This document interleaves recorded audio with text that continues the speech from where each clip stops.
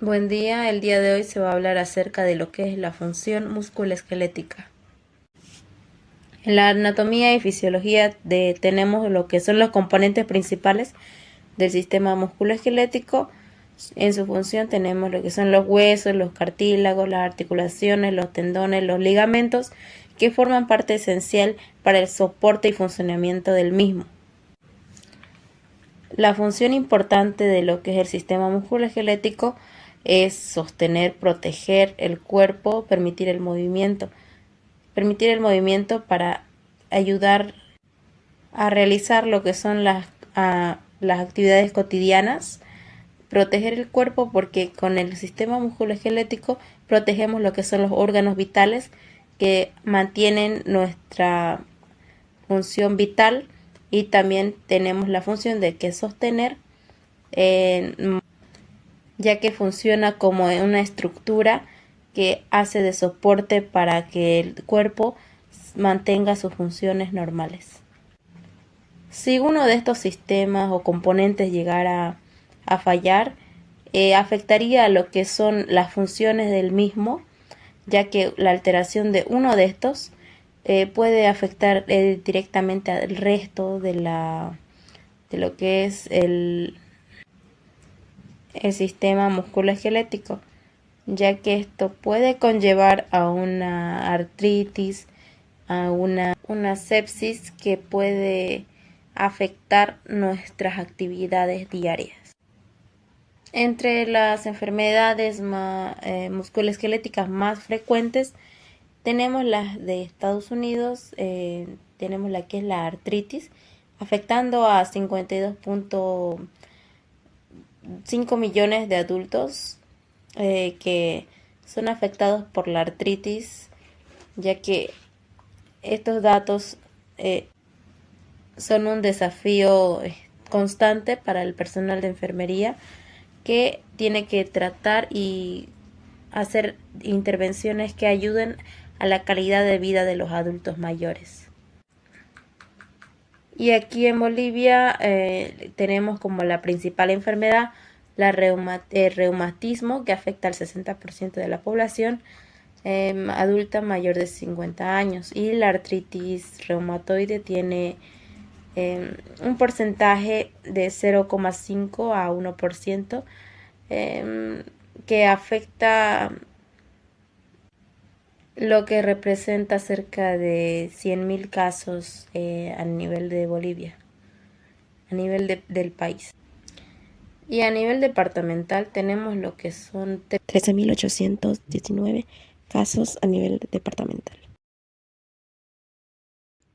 El sistema musculoesquelético protege órganos vitales, brinda soporte y permite la movilidad de los músculos y tendones, unen huesos y articulaciones produciendo calor y fortaleciendo el retorno venoso. Además, funciona como reservorio de células sanguíneas y minerales, principalmente el calcio, del cual el 98% está en los huesos. Estructura y función del sistema esquelético. El cuerpo humano posee 206 huesos en total. Los largos permiten el movimiento y el soporte. Por ejemplo, tenemos el hueso del fémur. También tenemos lo que son los huesos cortos, que se encuentran en manos y tobillos, y los planos, que protegen órganos vitales como ser cráneo, esternón, y también tenemos los irregulares, que cumplen funciones específicas como las que son las vértebras y las mandíbulas. Los tipos de tejido óseo: tenemos el cortical, que sirve de soporte, y tenemos también lo que es el esponjoso, que es el que se encarga de la hematopoiesis y formación ósea de nuevas células óseas, ayudando así a la regeneración y formación de nuevas células. Bueno, continuando con el tema, composición y estructura del hueso. El hueso está compuesto por células matriz, proteínicas y depósitos minerales. Las células son de tres tipos básicos: osteoblastos, osteocitos y osteoclastos. La función de los osteoblastos es formar hueso mediante la secreción y matriz ósea. La matriz consiste en colágeno y sustancias básicas, glucoproteínas y proteogluconas, que proporciona un marco en el cual se depositan sales minerales inorgánicas. Estos minerales están compuestos sobre todo por calcio y fósforo. Los osteocitos son células maduras óseas que participan en el mantenimiento óseo y se localizan en lagunas, unidades de matriz ósea. Los osteoclastos, situados en la laguna poco profunda de Hooship, pequeños orificios en el hueso, son células multinucleadas que participan en la disolución y resorción óseas. La unidad funcional microscópica del hueso cortical es la osteona o sistema de Haber. La osteona sistema de Haber es la unidad funcional del hueso completo y el hueso esponjoso trabecula con médula ósea. Membranas. Como ves, las membranas fibrosas que cubren el hueso se conocen como periósteo. Esta estructura membrosa nutre al hueso y facilita su crecimiento. El periósteo contiene nervios, vasos sanguíneos y linfáticos. También es el sitio de inserción de tendones y ligamentos. Nutre, crece e inserta tendones y ligamentos. Los endosteo recubre cavidad medular con osteoclastos. La médula ósea es un tejido vascular situado en la cavidad medular, cuerpo de los huesos largos y planos. La médula ósea roja, ubicada sobre todo en esternón, ilion, vértebras y costillas en los adultos, es el sitio de producción de eritrocitos, leucocitos y plaquetas mediante un proceso llamado hematopoiesis. En los adultos, el hueso largo está lleno de médula amarilla adiposa. El tejido óseo se encuentra bien vascularizado. El hueso esponjoso recibe un abundante suministro sanguíneo a través de vasos metafisarios y epifisarios. Los vasos periósticos transportan sangre al hueso compacto a través de los diminutos conductos de Volcán. Además, las arterias nutricias penetran el periósteo y entran en la cavidad medular por los orificios nutricios. Formación del hueso. La osteogénesis, formación de hueso, comienza mucho antes del nacimiento. La osificación es el proceso por el cual se forma la matriz ósea y los duros cristales minerales compuestos por calcio y fósforo. Se unen con las fibras de colágeno. Estos componentes minerales otorgan al hueso sus fuerzas características, mientras que por la proteína colágeno le proporciona su resistencia. El mantenimiento del hueso. El hueso es un tejido dinámico, en un estado de recambio constante. A lo largo de la vida se produce un proceso conocido como remodelación ósea, en el cual se elimina el hueso viejo y se agrega el nuevo al esqueleto, formación, durante la infancia y la adolescencia. El hueso crece y se forma mediante un proceso llamado modelación. Por lo tanto, los huesos se vuelven más grandes y pesados y densos. Esto continúa hasta alcanzar la masa ósea máxima, por lo general hacia los 20 años de edad.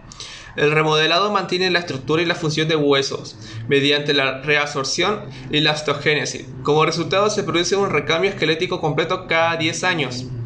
El equilibrio entre la resorción y la formación de huesos se modifica por los siguientes factores: actividad física, ingesta de ciertos nutrientes en la dieta, sobre todo calcio, así como varias hormonas como calcitriol, o sea, vitamina D activada, hormona paritoidea, calcitonina, hormonas tiroideas, cortisol, hormonas del crecimiento y las hormonas sexuales, estrógeno y testosterona. La actividad física en particular, la que implica soporta peso, estimula la formación y el remodelado óseo. Los huesos sometidos a una carga continua de peso tienden a ser gruesos y fuertes. Por el contrario, las personas que no pueden realizar actividad con carga de peso regularmente, como las que mantienen reposo prolongado en cama, a las que presentan unas discapacidades físicas, tienen una resorción ósea más intensa. Debido a las pérdidas de calcio, sus huesos se vuelven osteopénicos, reducidos en términos de masa, y débiles. Estos huesos debilitados se fracturan con facilidad. La cicatrización ósea. La mayoría de las fracturas cicatrizan mediante una conversión de procesos osificación intramembranosa y endocondral. Cuando un hueso se fractura, comienza un proceso de cicatrización para restablecer su continuidad y fuerza.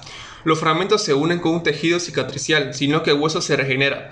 Este proceso ocurre en la médula ósea. Durante las células endoteliales se diferencia con rapidez. En osteoblastos, en la corteza ósea se forman nuevas osteonas. En el periósteo se desarrolla un callo duro, tejido fibroso que osificación intravenosa y cartílago mediante osificación endocondral. Ambos se forman periférica al sitio de fractura y del mismo modo en el tejido blando adyacente, donde se forma un callo y que funciona como puente y proporciona estabilidad a los huesos fracturados. Cuando ocurre una fractura, la respuesta del organismo es similar a cualquier lesión en cualquier parte del cuerpo. Los procesos de cicatrización se producen básicamente en 4 fases, que incluyen lo siguiente. Fase 1, la formación de hematomas que produce durante los primeros 1 a 2 días de fractura. Se presenta hemorragia y vasoconstricción local en el tejido lesionado. Formándose un hematoma en el sitio de fractura, se liberan citocinas que inician el proceso de cicatrización mediante la estimulación de proliferación de fibroblastos, que inducen la angiogénesis, crecimiento de nuevos vasos sanguíneos. El tejido granulación empieza a formarse dentro del coágulo y se vuelve denso. Al mismo tiempo, las plaquetas desgranuladas y los servicios inflamatorios liberan factores de crecimiento que estimulan la generación osteoclastos, osteoblastos. Fase 2. La formación del callo fibrocartilaginoso ocurre con la síntesis de tejido en la granulación. Los fibroblastos y osteoblastos migran al sitio fracturado y comienzan a reconstruir el hueso.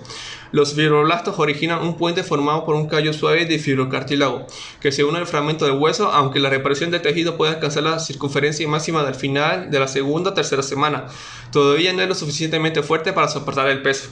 Fase 3. La formación del callo óseo, osificación. Por lo general comienza durante la tercera o cuarta semana de cicatrización de la fractura y continúa hasta la forma una unión ósea firme. Durante esta fase el hueso maduro reemplaza poco a poco el callo fibrocartilaginoso y los osteoclastos reabsorben gradualmente el exceso del callo.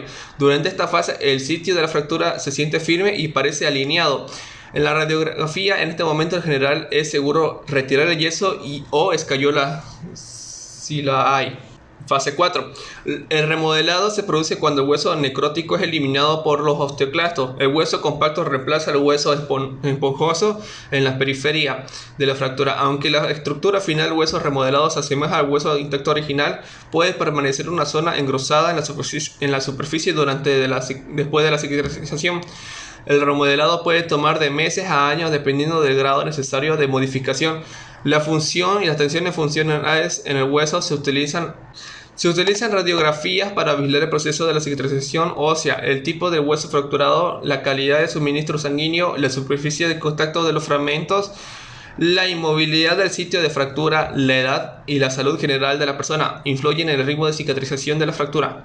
La inmovilización adecuada es esencial hasta la haya evidencias radiográficas de formación de hueso y osificación. Como estructura y función del sistema articular tenemos la articulación, que es la unión de 2 o más huesos. En los tipos de articulaciones son la sinartrosis, que son inmóviles, fibrosas, por ejemplo las suturas craneales. En la anfiartrosis están las cartilaginosas, movimiento limitado, por ejemplo las articulaciones vertebrales o la sínfisis púbica. En las diartrosis sinoviales son los movimientos libres. En la enartrosis está lo que es la libertad total, que son los de la cadera y el hombro. En la bisagra o gínglimo es la flexión en un solo plano, como el codo o la rodilla. La silla de montar o celares son el movimiento en 2 planos, por ejemplo la base del pulgar. En los trocoides o pivotes es la rotación alrededor de un eje, como el radiocúbito. En la artrodias es el movimiento en todas las direcciones, como el carpo. En la estructura de soporte está el cartílago hialino, que es el que cubre los extremos óseos, y las cápsulas articular, que con membrana sinovial, que es el que lubrica y absorbe impacto. En los discos fibrocartilaginosos, por ejemplo los meniscos, son los que absorben impacto. Los ligamentos son los que unen huesos y estabilizan las articulaciones, y los tendones son los que unen los músculos al hueso. Las bolsas o sacos sinoviales amortiguan puntos de fricción, inflamación, limita el movimiento. En la estructura y función del sistema musculoesquelético están el músculo y unión. Se unen a huesos mediante tendones, tejido conjuntivo, músculo y tejido blando o la piel. En la estructura está el fascículo rodeado por fascia o epimicio, más los fascículos, que son movimientos más precisos. Entre las funciones tenemos que es el movimiento corporal, la postura y la producción del calor. En la contracción muscular,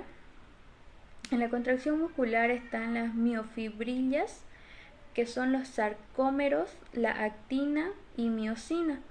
El estímulo nervioso, que es la despolarización, la liberación de calcio, el deslizamiento de filamento y la contracción. En los tipos de contracción tenemos la isométrica, que es la longitud constante, donde aumenta la fuerza. La isotónica, el acortamiento, tensión constante.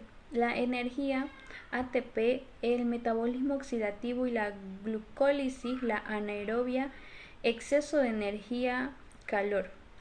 La velocidad de contracción depende de la mioglobina, y los músculos rojos, contracción lenta y potente, y los músculos blancos son de contracción rápida. En el tono muscular, tenemos que ver la persistencia de contracción en algunas fibras, la regulación por uso musculares, el flácido sin tono espástico y tono aumentado.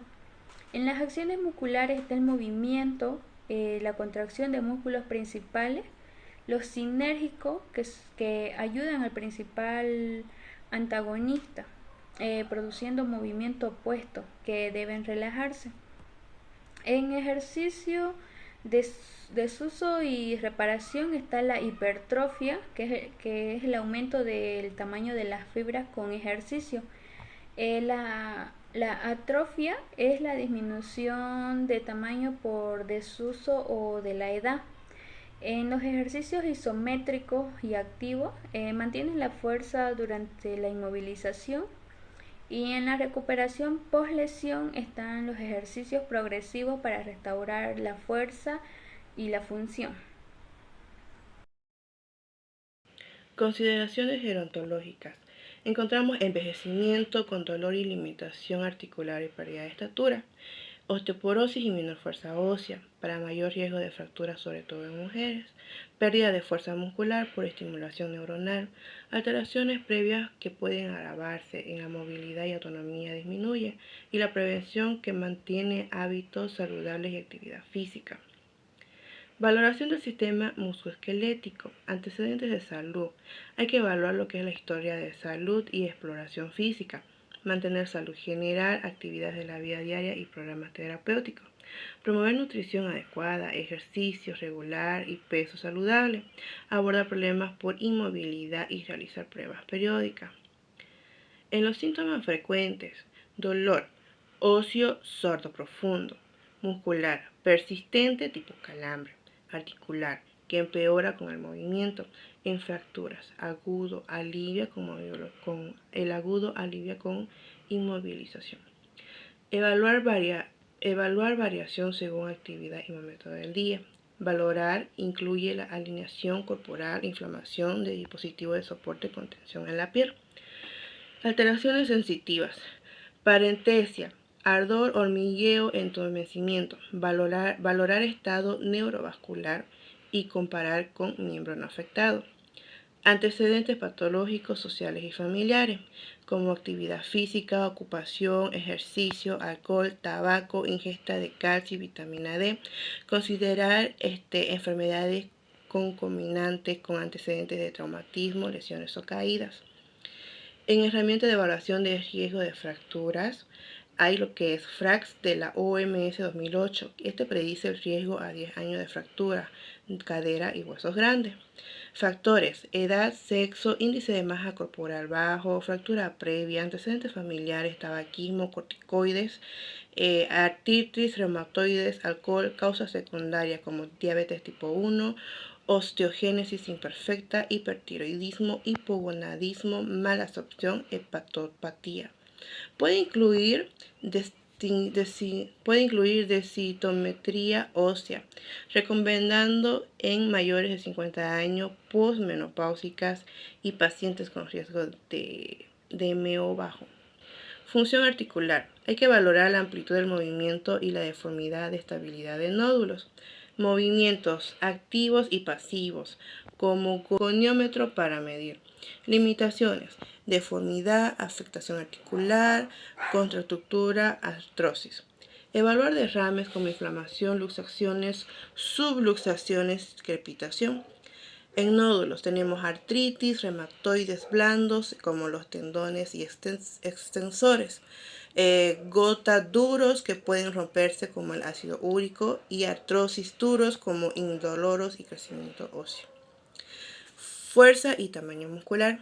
Evaluar fuerza, coordinación, tono y perímetro muscular. Debilidad, polineuropatía en alteraciones electrolíticas, miastenias, poliodistrofia. En métodos hay maniobras contra resistencia, apretón de manos, clonofasciculaciones. Circunferencia, medir siempre en el mismo sitio y la valoración de 1 centímetro es importante.